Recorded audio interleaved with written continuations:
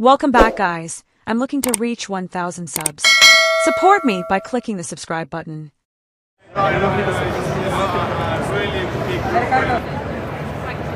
She walked the red carpet as a tennis player and left every celebrity in the room completely speechless.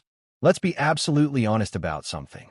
Nobody walked into that glamorous, chandelier-lit, celebrity-packed room expecting a 20-year-old tennis player from the Philippines to steal the entire night. Not one person. Because this was a room filled with the biggest names on the planet. The kind of room where famous is the baseline and legendary is the entry requirement. Musicians, actors, supermodels, icons. The kind of crowd where even the waitstaff has probably been on a magazine cover. And then Alexandra Ela walked in. She wasn't carrying a Grammy. She wasn't fresh off a film premiere. She wasn't a household name in Hollywood. She was a girl with a tennis racket, a passport stamped in 20 countries, and a gown that stopped every single conversation in its tracks the moment she arrived. By the time the night was over, every stylist in the building was furiously typing emails. Every fashion editor was reaching for their phone, and the entire internet had exactly one question. Who on earth is that? And how did a tennis player just become the fashion icon of the year? This is that story, and it is so much bigger than fashion.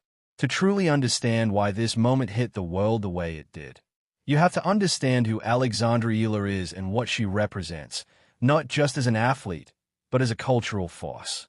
Born on May 23, 2005, in Quezon City, Philippines, Alex Ela grew up in a family that breathed competition. Her mother, Rosemary Ela, was a competitive swimmer who won a bronze medal at the 1985 Southeast Asian Games. Her father is a business executive. Her uncle Nolly Ela served as the Philippine Sports Commission chairperson and the Philippine Basketball Association commissioner. Talent, ambition, and excellence weren't just encouraged in the Ela household.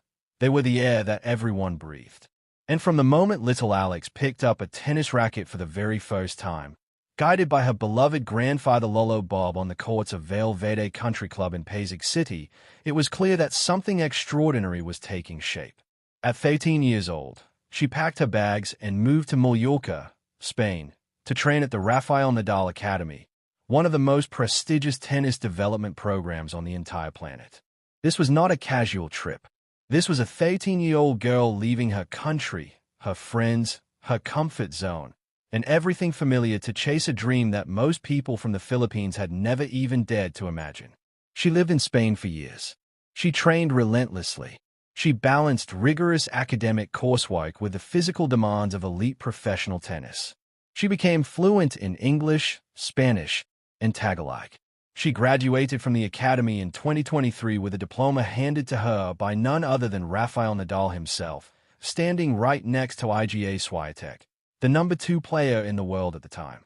And then, as if the universe had a sense of humor, she would go on to beat Iga Swiatek on one of the biggest stages in women's tennis less than 2 years later.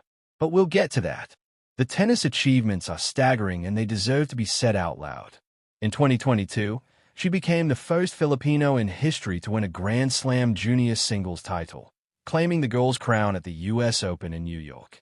In March 2025, she walked into the Miami Open ranked number 140 in the world, armed with nothing but a wildcard invitation, and proceeded to defeat 3 Grand Slam champions back-to-back, Yelena Ostapenko, Madison Keys, and Iga Swiatek, on her way to the semifinals.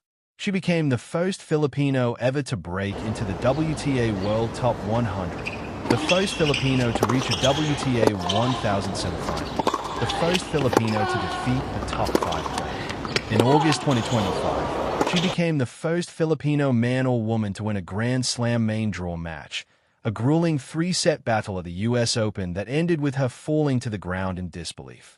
By March 2026, she had climbed to a career-high world ranking of number 29, the highest any Filipino has ever ranked in the history of the WTA Tour. This girl is not just a rising star. She is a generational phenomenon. But here's the thing about Alex Ela that makes her different from so many other talented young athletes. She doesn't just show up and play tennis. She shows up everywhere with intention, with meaning, with the full weight of her identity and her heritage on display, proudly and unapologetically. She has spoken at length about what it means to carry the Philippines with her into every room she enters, every court she walks onto, every camera she faces. She has talked about wanting to inspire the next generation of Filipino children to believe that they can compete at the very highest levels of any field they choose to enter. And nowhere was that intention more beautifully and powerfully on display than the night she stepped onto one of the world's most glamorous red carpets and chose not to wear a European luxury brand, not to borrow something from a designer desperate for the publicity, but to wear a piece of her own culture, crafted by her own family, in a room full of the most famous people alive. The event was the kind of gathering where fashion is not an afterthought. It is the entire point. Every detail is calculated. Every outfit is a statement. The guest list reads like a who's who of global celebrity. Athletes, entertainers, and cultural icons from every corner of the world come together in a setting where the pressure to look extraordinary is absolute. Alex Ela arrived not with a team of stylists who had spent weeks curating a borrowed look from a Parisian atelier. She arrived with something infinitely more powerful.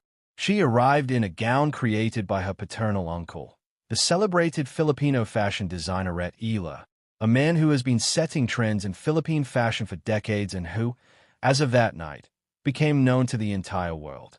Now let's talk about the dress itself, because understanding what went into it is the only way to understand why the fashion world completely lost its mind when it saw her. The design consisted of two pieces that worked together in perfect, breathtaking harmony. The foundation was a floor-length blush beige strapless gown in flowing chiffon, soft, elegant, and deceptively simple.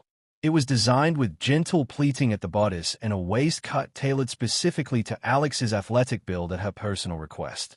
The chiffon moved beautifully when she walked, flowing and shimmering under the lights like something out of a dream sequence. At 5 feet 9 inches tall, Alex Ela has the kind of natural presence that makes even the most understated garment look exceptional. The dress knew it was on the right body. But the second piece, that was where everything changed. Over the chiffon gown, Alex wore a bolero crafted from pina fabric, the extraordinary traditional Philippine textile woven from pineapple fibers. This is not a fabric you find in the mainstream fashion world. Pina is one of the most distinctly Filipino materials in existence, delicate and refined, with a subtle natural sheen that catches light in a way that no synthetic fabric can replicate. And over this Pina bolero, Rhett Ela constructed the signature Terno butterfly sleeves, the defining silhouette of the Filipino national dress, the Filipiniana, that has represented Filipino womanhood and elegance for generations. The butterfly sleeves stood away from the shoulders like a pair of graceful wings, creating a visual impact that was simultaneously regal, ethereal, and completely unlike anything else anyone in the room was wearing that night. When Alex walked, the Pina fabric caught the light and shimmered. When she stood still, she looked like a portrait of a nation. Here is the detail that makes this story even more extraordinary. The gown was not created over months in a high-end studio with unlimited resources and a team of 20. Rhett Ela designed and built this piece in a matter of days. Alex had reached out to her uncle approximately 1 week before the event, and even then it was a last-minute decision born from a dream she had carried quietly for years. It was quite last minute, she admitted afterward. I didn't have much time to decide, and because it was so last minute, there weren't many stylists available. But she knew what she wanted. She had always known what she wanted for her first major red carpet appearance. I always had this dream that when I'm on a red carpet, I'll wear a Filipiniana, she said. It's my first major red carpet, and this is the time. So she called her uncle, sent him a sketch of her vision, and Rhett Ela, a man who has devoted his life to Filipino fashion, worked through the days and nights to make it happen, shipping the completed gown to Spain just in time. In a couple of days, it was shipped out, Alex said. My uncle Rhett Ela, he's amazing. He delivered. And what a delivery it was.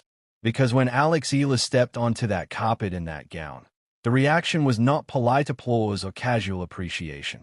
It was the kind of silence that precedes a gasp, followed by the kind of gasp that precedes an eruption.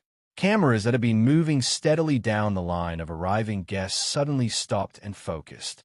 Photographers who had been calling out names all evening had a new name on their lips.